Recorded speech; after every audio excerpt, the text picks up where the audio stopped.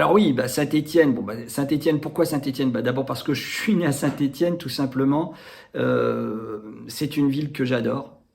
Mais bon, je dirais il faut quand même y être né pour l'adorer parce que c'est une ville qui aujourd'hui reste malgré tout, je trouve, assez meurtrie.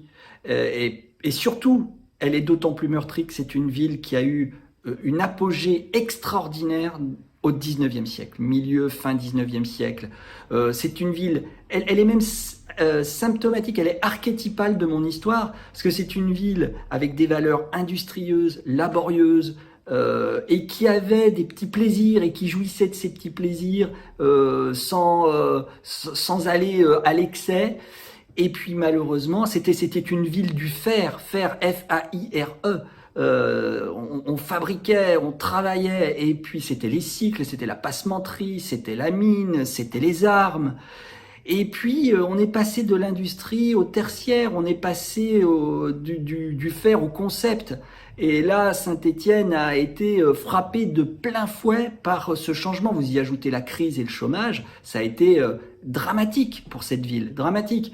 Et d'ailleurs, au moment où le roman commence, on est justement dans cette période qui était extrêmement difficile pour la ville, fin des années 70, début des années 80, où avant on disait la ville noire parce que c'était la ville des mineurs, mais après on disait la ville noire parce que c'était la ville de la déprime et du chômage.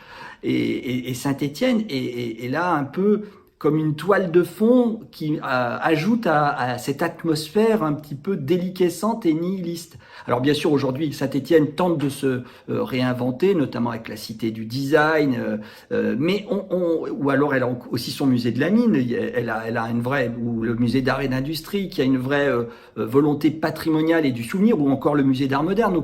Mais c'était pas son ADN à la base.